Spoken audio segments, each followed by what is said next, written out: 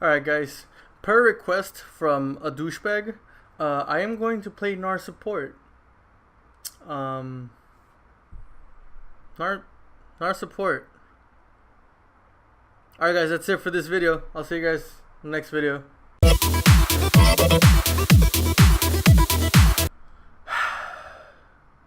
Sadly enough, that's not the end of the video. Alright guys, let's do this. Alright guys, as Gnar support, the starting item is a bit obvious. I went with Relic Shield over the other two because it just makes more sense as you are a tank.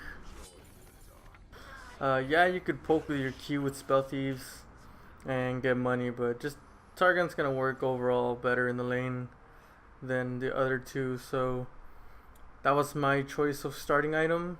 Obviously we have the exhaust, we have the pots, we have that one ward on your trinket, and right here I was actually reading the abilities because, believe it or not, this is going to be my first time playing Gnar.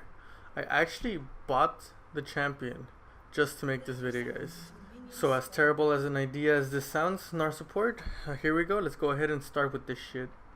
So as Gnar support, as obvious as this is, I'm saying it anyways, you're gonna start with your Q. Now your Q has some utility to use for your AD carry. I mean, it's a slow, so I guess that works.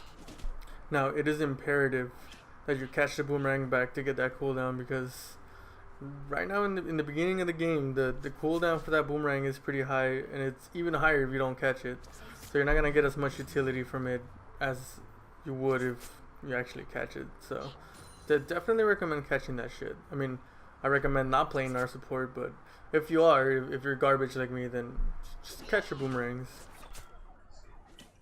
Now, if you're luckier than I am, and your AD carry actually loads in, then you'll probably have an okay time and not get your ass beat like I'm about to get my ass beat. I mean, 2v1 is not exactly what I was looking for in the early stages of the game, but luckily I got out okay as my AD carry is walking in, so from here on I think it just gets better. That is to say, as better as Gnar support can get. I think pretty much to sum it up, laning phase pre-6 is most likely gonna look like this, guys.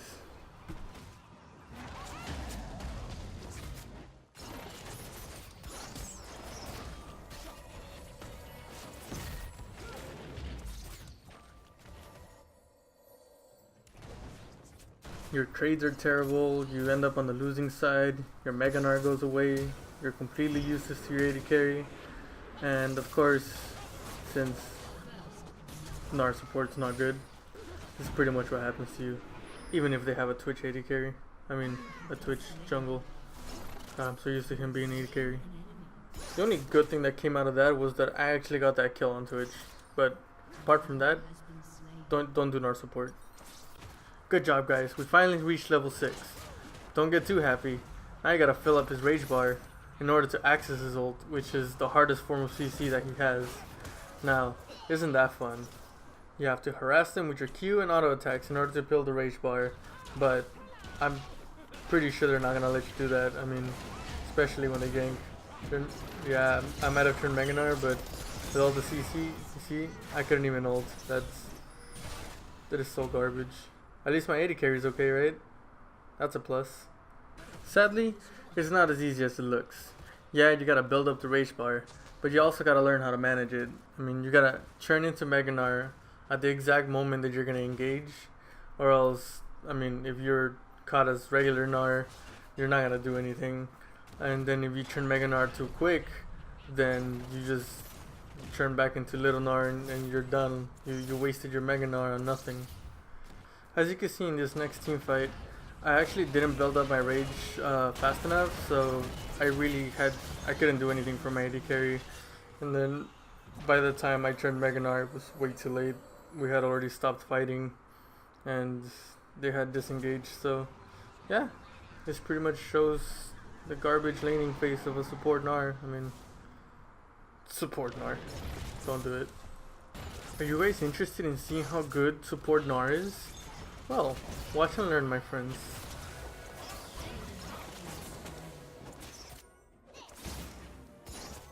Oh yeah, I protected the shit out of my AD carry. Holy fuck, I got him fed. Now, just because you're Gnar support doesn't mean you gotta do what supports do, and that's ward. So make sure, even if you play an off meta, non-support character, make sure to ward, guys. Warding is very important. As you can see, I finished my items, so I have a lot of wards, and I got my sweepy thingy, so I could take wards out. Full support, guys. I'm not saying Gnar support doesn't work, but there's so many other supports that do what he does much better. I mean, if you're a little bit better than me, you can pull it off. As you can see, that ult was pretty great, but I mean, that's by far the extent of what Gnar support can do. I mean, that was actually the perfect example of how laning phase would go after 6. And if you're actually good with Gnar, I'm not, it could actually go a lot better. A good thing that Gnar has is that he gets tanky pretty quickly. So in the later game, when you're having big team fights, you're actually a big presence, and you could actually dish out a lot of damage. And with your CC, your ult, if you land it right, you can actually turn the battle or turn the team fight into your favor. As you can see with that, I mean, yeah, I only got one person, but it still got us the kill that we needed to push forward into their base.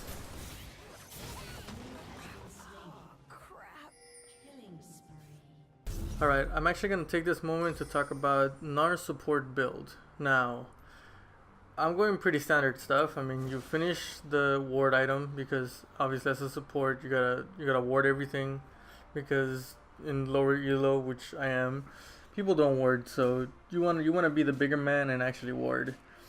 So after that I went Black Cleaver because I actually need to do some damage, because apart from that, Gnar is not gonna do much in the team fights. Like I said, his ult, so build damage on him so you could be a little bit more of use during team fights to your team. After that, Dead Man's Plate, start getting tanky and it will do a little more damage. It'll get you the speed you need to actually engage.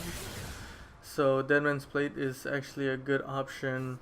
And speaking of movement speed, so it could get you into fights, Moby Boots would probably be the best. So you could actually engage on them, so you could get those jumps and those ults into the fight. My last 2 items, I would go with Knight's Vow for the utility that it brings to you and your AD carry. And also for magic resist, I would probably build Locket, since you're going to be in the fray most of the time. And the shields would benefit you and the rest of your team.